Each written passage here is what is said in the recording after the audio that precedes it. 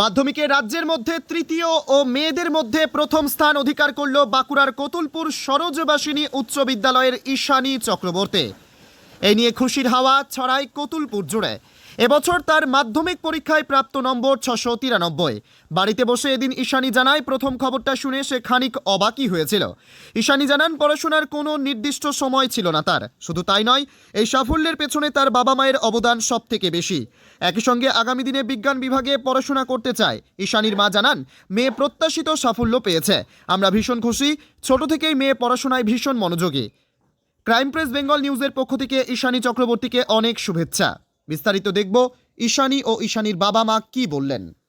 Third হয়েছে তো মাধ্যমিক পরীক্ষায় থার্ড হয়েছে, অনুভূতিটা কি রকম তোমার? খুবই খুশি, খুবই গর্বিত হয়েছি যে কতুলপুরের নামকে এতজনের সামনে তুলে ধরতে পেরেছি, আমার বিদ্যালয়ের নামকে এতজনের সামনে তুলে ধরতে পেরেছি। মা বাবা, শিক্ষক শিক্ষিকাদের, স্কুল টিচার, প্রাইভেট টিউটরদের আশা পূরণ করতে পেরেছি। খুবই গর্বিতের জন্য। কতক্ষণ পড়াশোনা করতে? তার কোনো নির্দিষ্ট নিয়ম থাকেনি। আমি প্রতিদিন টপিক ঠিক করে নিতাম যে এগুলো পড়তে হবে, সেটা পড়ার জন্য যতক্ষণ লাগতো ততক্ষণই পড়তাম। মাধ্যমিক পরীক্ষায় প্রথম দশে থাকার জন্য বাবা মায়ের অবদান না স্কুলের অবদান? সবারই অবদান রয়েছে, বাবা মা, স্কুল টিচার, প্রাইভেট টিউটর, প্রত্যেকের। ভবিষ্যতে কি হওয়ার পরিকল্পনা আছে? ভবিষ্যতে রিসার্চার হওয়ার ইচ্ছা আছে। আগামী মাধ্যমিক পরীক্ষার জন্য উদ্দেশ্যে কি বার্তা দিতে চাও? বলবো, টেক্সট বই যেন খুঁটিয়ে পড়ে এবং কনসেপ্ট যেন ক্লিয়ার করে এবং প্রত্যেকটা প্রশ্নে যত মার্কস ঠিক তত সেই লেন্থ অনুযায়ী যেন উত্তর লেখে, বাড়তি যেন না লেখে। কনসেপ্ট খুব ভালোভাবে ক্লিয়ার করতে হবে প্রত্যেকটা প্রশ্নে। তোমার বাবা মায়ের প্রফেশনটা যদি একটু বলো। আমার বাবা স্কুল টিচার ছিলেন এবং মাও হচ্ছে স্কুল টিচার। আচ্ছা, তুমি প্রথম কখন জানলে তুমি এই সুন্দর রেজাল্ট করেছো? আমি জানি, মা আমাকে, আমি উপরে ছিলাম, মা আমাকে এসে বললেন, যখনই রেজাল্ট বেরিয়েছে তখনই মা আমাকে এসে বললেন যে আমি তৃতীয় হয়েছি। কেমন লাগলো?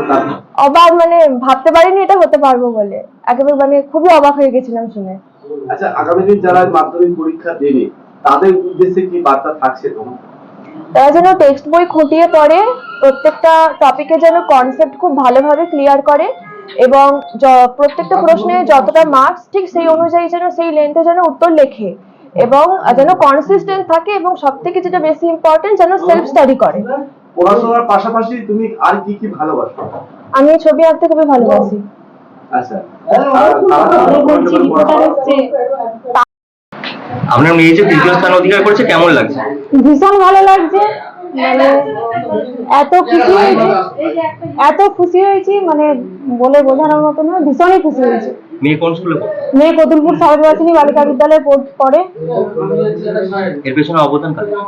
এর পিছনে আমি প্রথমেই বলবো ওর নিজের চেষ্টা, নিজে আপ্রাণ পরিশ্রম করেছে, রাত দিন প্রচুর খেটেছে, হ্যাঁ, এবং সময় ফালতু নষ্ট করতো না।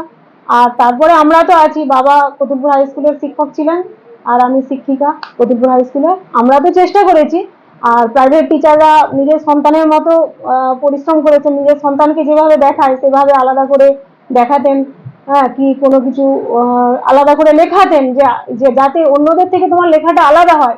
বাংলার টিচার জয়ন্তবাবু, উনি ওই যে লেখাগুলো আছে যেটা সাধারণ ছেলেকে দিতেন তার থেকেও ঈশানীর জন্য আলাদা করে কিছু দিতেন, যাতে করে লেখাটার মধ্যে একটু অন্যরকম থাকে।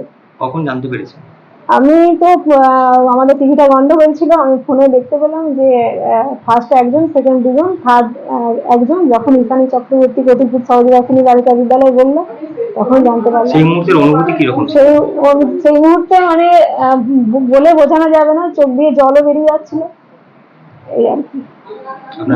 আমার নাম সোনালী চক্রবর্তী। আপনি এখন কতুলপুর হাই স্কুলে? হ্যাঁ, আমি কতুলপুর হাই স্কুলের শিক্ষিকা, ম্যাথামেটিক্সে। আপনার মেয়ে যে বাংলা যারা কতুলপুরের মুখ উজ্জ্বল করলো, মাধ্যমিকে প্রথম দশের মধ্যে থার্ড হয়েছে, এতে আপনি কতটা খুশি, কতটা গর্ববোধ করছেন? আমি তো গর্ববোধ করেছি, খুবই গর্ববোধ করেছি, এবং যাতে আরো এই অনুপ্রেরণা পেয়ে যাতে আরো অন্য ছেলে মেয়েরা যারা আরো উন্নতি করতে পারে সেইটুকু আশা করি। আপনি কি চান আপনার মেয়ে কি ভবিষ্যতে কি হতে চায়? ও তো মেয়ের ইচ্ছা হচ্ছে সায়েন্টিস্ট হতে চায়, এইটুকু আর কি। আচ্ছা, আপনি হিরালাল বাবু, আপনার মেয়ে থার্ড হয়েছে, এটা কতুলপুরের গর্ব। আর এই উদ্দেশ্যে কতুলপুরের আগামী দিনে যে মাধ্যমিক পরীক্ষার্থী আছে তাদের উদ্দেশ্যে কি বার্তা দিতে চান? তাদেরকে উদ্দেশ্যে এইটুকু বার্তা দিতে চাই যে এরকম ভাবে পরিশ্রম যদি করে ওরাও এরকম ভাবে আরো বড় আরো উন্নতি করবে, কতুলপুর নিউজের পক্ষ হ্যাঁ আরো উন্নতি করবে, হ্যাঁ আরো ভালো তার স্থান পাবে।